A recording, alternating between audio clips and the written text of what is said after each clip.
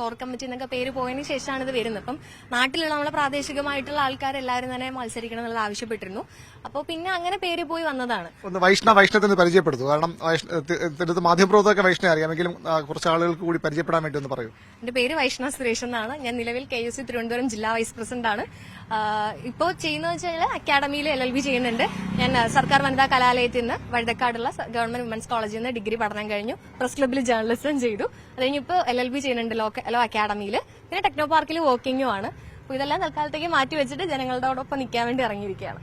ഈ മുട്ടട തന്നെയാണ് സ്വദേശവും മുട്ടടയാണ്. ഇത്തരത്തിൽ എന്താണ് ഈ ഒരു പുതിയ സ്ഥാനാർത്ഥി? കാരണം 24 വയസ്സേ വൈഷ്ണവയ്ക്കുള്ളൂ. അതാണ് ഈ പട്ടികയിൽ ഏറ്റവും പ്രധാനപ്പെട്ട കാര്യം. പട്ടികയിൽ പ്രഖ്യാപിച്ച ഏറ്റവും പ്രായം കുറഞ്ഞ കാൻഡിഡേറ്റ് കൂടിയാണ്.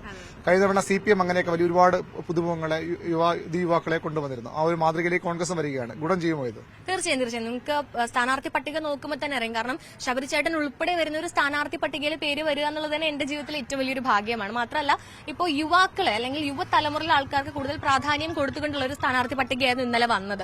തിരുവനന്തപുരം നഗരസഭ തിരിച്ചു പിടിക്കാൻ വേണ്ടി UDF ഒന്നടങ്കം ഇറങ്ങി നിൽക്കുകയാണെന്ന് തന്നെ പറയേണ്ടി വരും. മുട്ടട വാർഡിനെ സംബന്ധിച്ചിടത്തോളം നമ്മൾ എല്ലാവരും ഒരുമിച്ചുണ്ട്.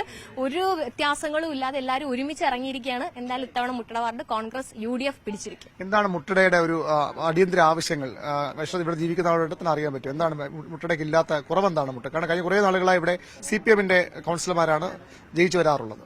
ഇപ്പൊ നിങ്ങൾക്ക് നോക്കിയാൽ തന്നെ അറിയാം, പ്രാദേശികമായിട്ടുള്ള ഒരു ആവശ്യം എന്ന് പറഞ്ഞു കഴിഞ്ഞാൽ മെയിൻ റോഡുകളെല്ലാം തന്നെ ടാറിട്ടിട്ടുണ്ട്. പക്ഷെ സബ് റോഡുകൾ ഒന്നും ചെയ്തിട്ടില്ല. ഇപ്പോഴും കുണ്ടും കുഴിയായിട്ട് കിടക്കുകയാണ്. നമ്മുടെ സാധാരണക്കാരായ ജനങ്ങൾ ജീവിക്കുന്നതും താമസിക്കുന്നതും യാത്ര ചെയ്യുന്നതും എല്ലാം ഈ സബ് റോഡുകൾ വഴിയാണ് കൂടുതലും. കാരണം അവരുടെ വീട്ടുമുറ്റം ഇറങ്ങിക്കഴിഞ്ഞാൽ സബ് റോഡാണ് വരുന്നത്, മെയിൻ റോഡിലൊന്നും ആയിരിക്കില്ല. അപ്പൊ ഈ ആളുകളെ ഒട്ടും തന്നെ കൺസിഡർ ചെയ്യാത്തൊരു സാഹചര്യമാണ് നിലവിൽ മുട്ടടയ്ക്കുള്ളത്. അപ്പൊ അതിനൊരു മാറ്റം എന്തായാലും വരണം. കാരണം നമ്മളിപ്പോ വന്ന വഴികൾ തന്നെ നിങ്ങൾക്കറിയാം, ഇടവഴികൾ നോക്കിക്കഴിഞ്ഞാൽ ഫുള്ള് കുണ്ടും കുഴിയും ചരളും ഒക്കെ ആയിട്ട് കിടക്കുകയാണ്. അപ്പൊ തെന്നി വീഴാം ആൾക്കാർ, അല്ലെങ്കിൽ ആക്സിഡന്റ് സംഭവിക്കാം. അപ്പൊ ഇതൊന്നും ആരും കൺസിഡർ ചെയ്യുന്നില്ല, ആരും മനസ്സിലാക്കുന്നില്ല എന്നുള്ളതാണ്. അപ്പൊ അതിനൊരു മാറ്റം വരണം. പിന്നെ വെള്ളത്തിന്റെ ബുദ്ധിമുട്ടുകളുണ്ട്. ഡ്രെയിനേജ് ഉണ്ടെങ്കിൽ പോലും പല സ്ഥലങ്ങളിലും അത് പ്രോപ്പറായിട്ടല്ല, ഡ്രെയിനേജ് ഇല്ലാത്ത സ്ഥലങ്ങളുണ്ട്. അപ്പൊ ഇതെല്ലാം ഒരു മാറ്റം വരണം എന്നാണ് ആഗ്രഹം. ഒരുപാട് സ്വകാര്യ വിദ്യാഭ്യാസ സ്ഥാപനങ്ങൾ, അക്കാഡമികളൊക്കെ ഉള്ള സ്ഥലമാണ്. IAS കോച്ചിങ് അടക്കമുള്ള നിരവധി അക്കാഡമിയുള്ള സ്ഥലമാണ്.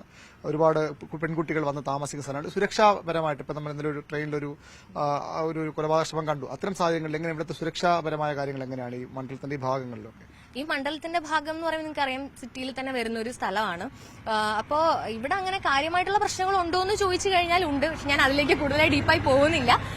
എന്നിരുന്നാലും ഇന്നലത്തെ ഒരു അനുഭവം നമുക്കറിയാം. സ്ത്രീ സുരക്ഷ ഉണ്ട്, അല്ലെങ്കിൽ സ്ത്രീ സുരക്ഷയിൽ കേരളം നമ്പർ 1 എന്ന് പറയുമ്പോൾ പോലും അതിന്റേതായ പ്രശ്നങ്ങൾ നമ്മൾ ഡെയിലി ദിനംപ്രതി കണ്ടുവരുന്നുണ്ട് വാർത്തകളിലൂടെ. അപ്പോൾ അതിലൊക്കെ ഒരു മാറ്റം വരണമെന്ന് ആഗ്രഹമുണ്ട്. അതിനുവേണ്ടി എന്റെ വാർഡിൽ ഞാൻ ജയിക്കുകയാണെന്നുണ്ടെങ്കിൽ അതിനുവേണ്ടി എന്തായാലും നമ്മൾ വേണ്ട കാര്യങ്ങൾ ചെയ്യും.